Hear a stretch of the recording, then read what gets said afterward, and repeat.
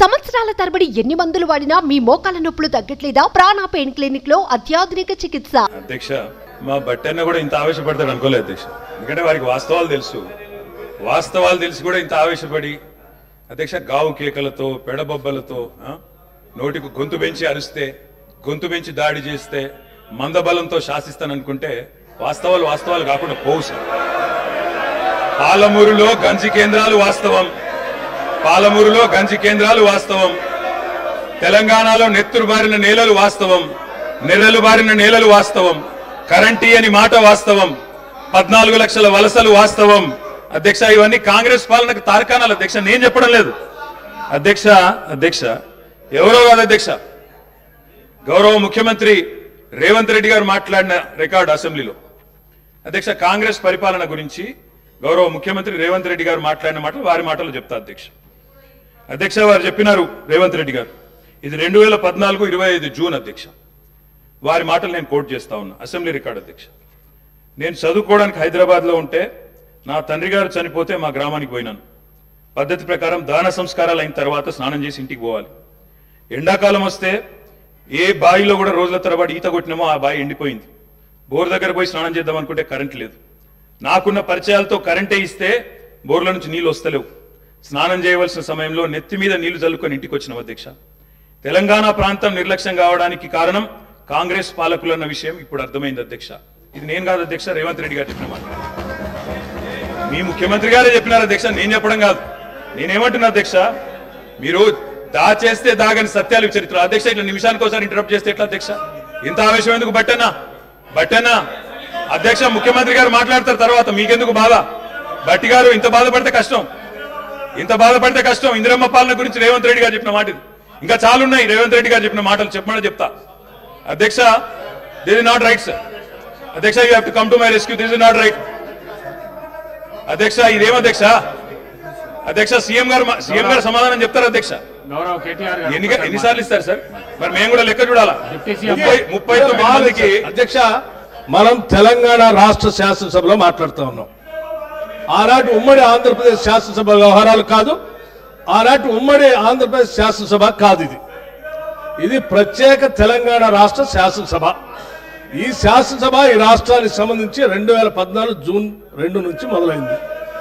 ఈ 2014 నుంచి ఈ రాష్ట్రంలో తీసుకున్న చర్యలు, జరిగిన ఖర్చులు, చేసిన అభివృద్ధి, రాష్ట్ర ప్రజల ఆకాంక్షలు, వాటి గురించి మనం మాట్లాడుకోవాలి.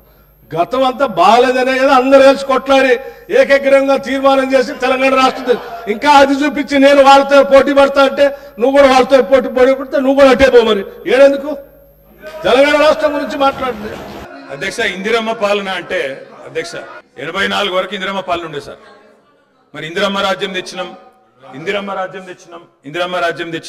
పాలన తెచ్చినాం అంటే మరి ఇందిరమ్మ పాలన గుర్తు చేయాలి కదా సార్. ఇందిరమ్మ పాలనలో గంజి కేంద్రాలు ఉండేది గుర్తు చేయాలి, ఇందిరమ్మ పాలనలో కరెంటు లేనిది గుర్తు చేయాలి, ఇందిరమ్మ పాలనలో నిర్బంధాలు గుర్తు చేయాలి, ఇందిరమ్మ పాలనలో నియంతృత్వం గుర్తు చేయాలి, ఇందిరమ్మ పాలనలో ఎమర్జెన్సీ రోజులు గుర్తు చేయాలి, ఇందిరమ్మ పాలనలో ఆర్టికల్ 365 ఎట్లా యూజ్ చేసి ప్రజాస్వామికంగా ఎన్నుకున్న ప్రభుత్వాలను రద్దు చేసినో గుర్తు చేయాలి, ఇందిరమ్మ పాలనలో ఎట్లా ముల్కీ రూల్ను తుంగలో దొక్కినో గుర్తు చేయాలి, ఇందిరమ్మ పాలనలో ఎట్లా రాష్ట్ర ప్రభుత్వాలను ఒక నియంతలాగా శాసించినో గుర్తు చేయాలి, ఇందిరమ్మ పాలనలో ఎట్లా ఇంటింటికి తాగునీళ్ళు ఇవ్వలేని దుస్థితులను గుర్తు చేయాలి, ఇందిరమ్మ పాలనలో ఎట్లా అయితే గరీబీ హటావో అని నినాదం ఇచ్చి మర్చిపోయినో గుర్తు చేయాలి.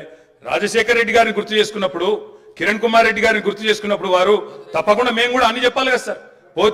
పోతిరెడ్డి పాడు పొక్కదవి నీళ్లు తీసుకుపోతుంటే హారతులు పట్టిన వాళ్ళ సంగతి చెప్పాలా, హంద్రీనివాకు హారతులు పట్టిన వాళ్ళ సంగతి చెప్పాలా, తెలంగాణకు అన్యాయం చేసిన ప్రతి ఒక్కరి సంగతి చెప్పాలా.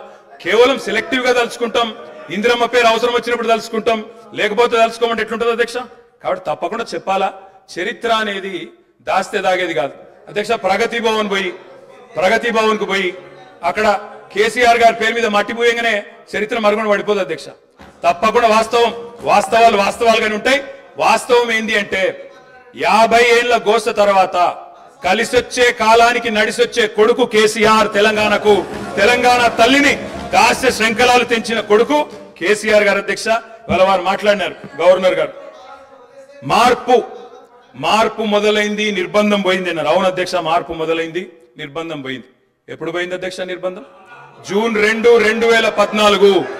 2014 నాడు దాస్య శృంఖలాల నుంచి శ్రీశ్రీ గారు చెప్పినారు అధ్యక్ష, బానిసకొక బానిస అని. దరిద్రం ఏంటంటే అధ్యక్ష, దరిద్రం ఏంటంటే గతంలో మనల్ని పీడించిన వాళ్ళు పోయినారు, కానీ వాళ్ళ పేర్లు తలుచుకునే వాళ్ళు ఇంకా అక్కడే ఉన్నారు అధ్యక్ష. అది బానిసకొక బానిస అంటే కదా అధ్యక్ష. అధ్యక్ష ఇంకొక మాట చెప్పాలి అధ్యక్ష. అధ్యక్ష ఈరోజు గత 10 ఏళ్ళని మాట్లాడుతున్నాను, చెప్తాం అధ్యక్ష. విద్యుత్ సంస్థల గురించి చెప్తాను, ఇంకా చాలా విషయాలు చెప్తాను. మధ్యలో వారే ఇప్పుడు ఒక 15 నిమిషాలు డిస్టర్బ్ చేశారు, మీరు లెక్క రాసుకోవాలి. మీరు కూడా మేము 39 మంది ఉన్నాం, వాళ్ళు 64 మంది ఉన్నారు, మిడిసిపడుతున్నారు అధ్యక్ష. ఎంత అధ్యక్ష తేడా? 1.85% ఓటు మాత్రమే, 1.85%. అధ్యక్ష ఈ రకమైన మిడిసిపాటు మంచిది కాదు. గౌరవ కేటీఆర్ గారు, సబ్జెక్ట్ డీవియేషన్ కాకుండా నేనేం అవ్వలేదు సార్, ఆయన చెప్పిన దానికే చెప్తున్నా. మిమ్మల్ని అక్కడ కూర్చోబెట్టారు అంటే చెప్తున్నా అధ్యక్ష, ఎక్కువ తేడా ఏం లేదు సార్, మిడిసిపాటు వద్దని చెప్తున్నా సార్. అధ్యక్ష నీళ్లు, నిధులు, నియామకాలు ఇది మా ఉద్యమ నినాదం. దాన్నే అధ్యక్ష వారు సమాధానం ఎట్లా చెప్తారు చెప్పండి సార్, సమాధానం ఎట్లా చెప్తారు? Leader of the house. Speaker sir, కొంతమంది ఎన్ఆర్ఐస్ కి ప్రజాస్వామిక స్ఫూర్తి అర్థము అవగాహన కాదు. మనం ప్రయత్నం చేసినా కూడా వారు తెలుసుకునే ప్రయత్నం చేయరు.